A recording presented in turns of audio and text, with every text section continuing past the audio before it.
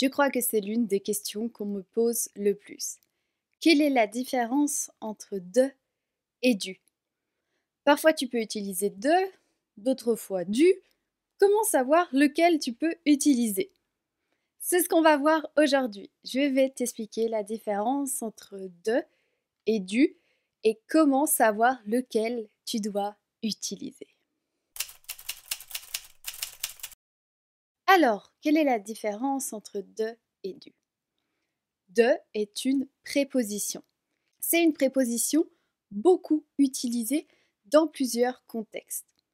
Généralement, de est utilisé pour indiquer la provenance ou l'appartenance. Par exemple, je suis de France, qui signifie je viens de France. Ou autre exemple, c'est le livre de mon père. Ce livre appartient à mon père. Du est la contraction de et de le. On peut l'utiliser pour plusieurs choses également. Quelques phrases avec du. J'ai du travail à faire. C'est le chien du voisin. Une chose très importante à savoir pour les distinguer, c'est qu'en fait, ils ne sont pas opposés. Du est formé de la préposition de. Et encore très important, du est formé de l'article défini, retiens bien ce mot, le. Pour les distinguer et savoir quand je vais utiliser l'un ou l'autre, il faut connaître le contexte de ce qu'on dit et avoir tous les éléments de la phrase. C'est très important. Autre information importante, du est utilisé avant un nom masculin. Par exemple dans la phrase c'est le chien du voisin. Si le nom est féminin, on met de la. C'est le chien de la voisine. Si le nom est au pluriel, on met des. C'est le chien des voisins. Et quand le nom commence par une voyelle, ça devient de L'. C'est le chien de l'homme en rouge. Comment alors savoir si je dois utiliser de ou du? Pour ça, observons ces phrases. Première phrase, j'achète un billet de train. Deuxième phrase, j'achète le billet du train numéro 1, 2, 3, 4, 5, 6. Alors, réponds avec moi à ces questions. Dans la première phrase, le premier exemple, est-ce qu'on sait le train? Est-ce qu'on sait quel train je vais prendre? Non, on ne sait pas, on n'a pas d'informations dessus. Dans le deuxième exemple, est-ce qu'on sait quel train je vais prendre dans la phrase 2? Oui, le train numéro 1, 2, 3, 4, 5, 6. Alors, on va utiliser de pour désigner quelque chose de général, de non défini. Un billet de train, ça peut être n'importe quel train. On n'a pas de précision sur le train en question. Alors que du est souvent utilisé pour désigner quelque chose de plus précis, de défini. Le billet du train numéro 1, 2, 3, 4, 5, 6, je sais de quel train il s'agit. C'est défini. Je sais que c'est le train numéro 1, 2, 3, 4, 5, 6. J'ai une information sur le train en question. Du coup, j'utilise du. Petite astuce.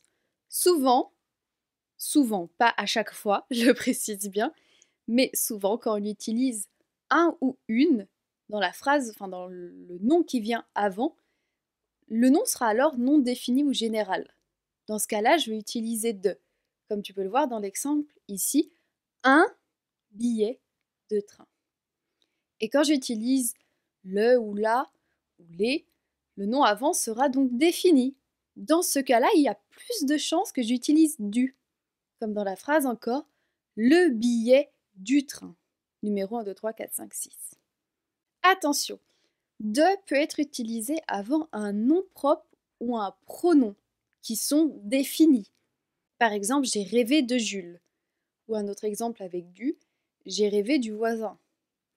Dans les deux phrases, c'est défini, je sais de qui je parle. Mais pourtant, dans la première phrase, j'utilise de. Et oui, car Jules est un nom propre. Et on ne peut pas mettre d'article comme le, la ou les devant, sauf exception. Mais généralement, on ne met pas d'article devant un nom propre. Si avant un mot, je ne peux pas mettre l'article le, la ou les, alors je ne peux pas mettre non plus du avant. Car tu te rappelles que du est construit avec le. Deuxième attention, regarde cette phrase. Je mange du fromage. Alors ici, j'utilise du, mais j'ai pas d'informations complémentaires ou précises sur le fromage. Oui, car j'utilise du comme article partitif, qui est utilisé pour exprimer une quantité non quantifiable. Il est important de noter alors que les règles que je te dis ne s'appliquent pas toujours dans tous les cas, et d'où est la difficulté de cette leçon. Il y a beaucoup d'exceptions, comme aussi parfois dans certaines expressions idiomatiques où de peut être remplacé par du ou des. Donc c'est très important de connaître le contexte et la phrase de base. Il faut donc être attentif aux nuances de sens, aux exceptions et encore une fois surtout au contexte lorsqu'on utilise de et ses contractions du ou des ou de la en français.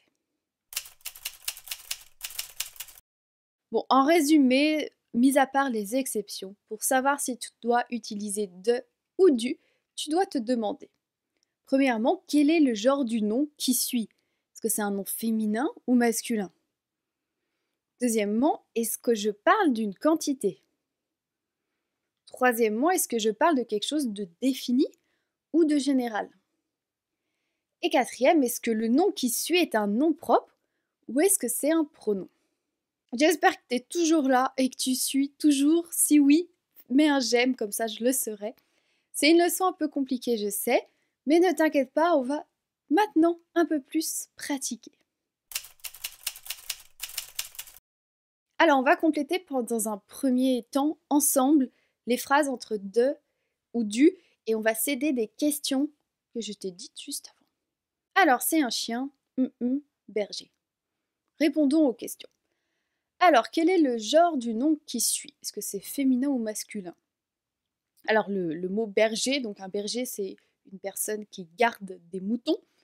Et dans ce cas-là, c'est un nom masculin. Est-ce que je parle d'une quantité? Non. Ici, il n'y a pas de quantité exprimée.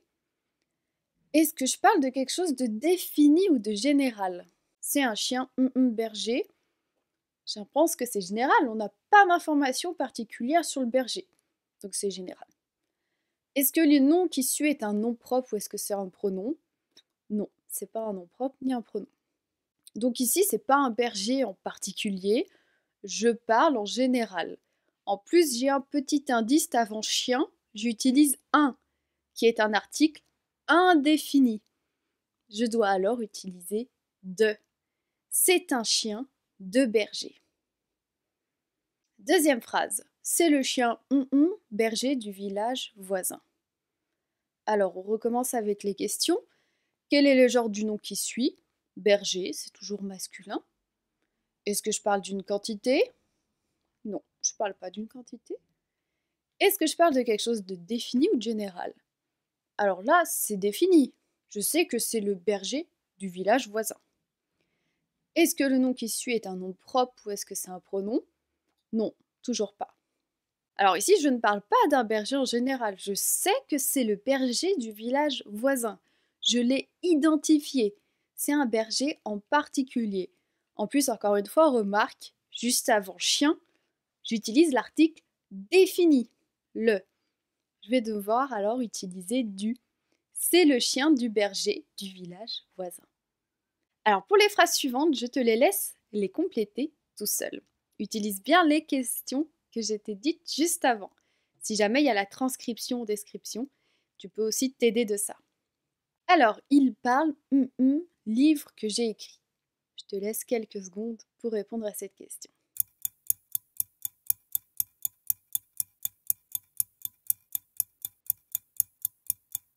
Alors, il parle livre que j'ai écrit. On va mettre, il parle du livre que j'ai écrit. Il parle du livre que j'ai écrit parce que le livre que j'ai écrit, c'est défini. Je sais quel livre c'est. Je l'ai identifié. Phrase suivante. J'ai besoin livre que tu as emprunté à la bibliothèque. Je te laisse quelques secondes pour compléter entre de ou du.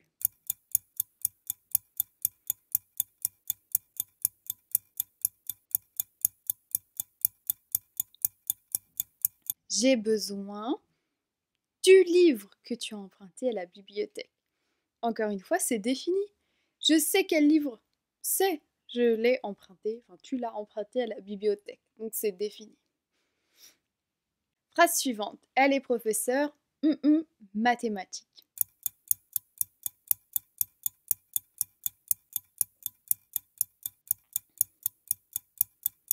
Alors de ou du?